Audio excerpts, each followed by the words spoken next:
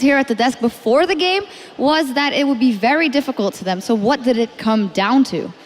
Well, I really prefer the draft right from the get-go. You know, we put a Luca on a super tank, and you see that ambition. Try to camp a Luca with a good gank in the top lane, but with a champion pool like Maokai and Sion, you just can't kill these champions. And then all of a sudden, with the Annie pickup, they weren't really able to do anything in the bottom lane. And as for the mid lane, Diana just farms, pushes, and TPs back into lane.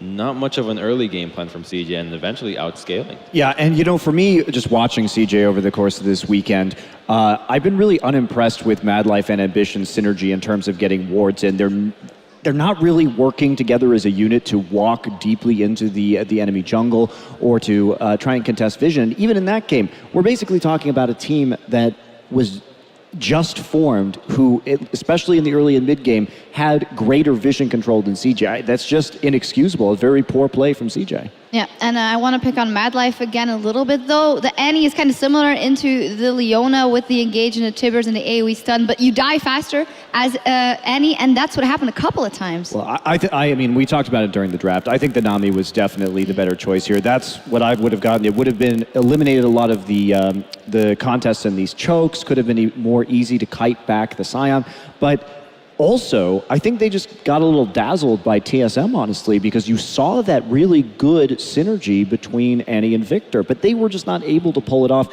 And also the fact that they were dealing with this extremely tanky frontline means that basically they could just ride out the CC and then re-engage immediately. Mystic as well, I just want to point out, did 10,000 more damage than his opposite number, and well, that was the second closest person to him. Like, Mystic was constantly doing damage in those fights, did so very well. And now this is a guy that's not really played with the team. I mean, we've got TSM, Yoi Flash Wolves, World Elite. Like, no one thought that these teams would be hitting the semi-finals, right? It's great.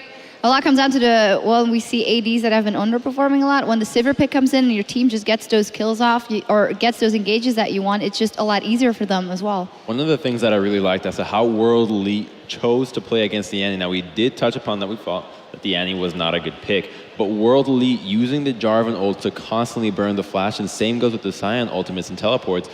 Killing Annie is not nearly as good as burning her Flash. Yeah, and Sion, that was Aluka, and Aluka is standing by with Chobra for our post-game interview.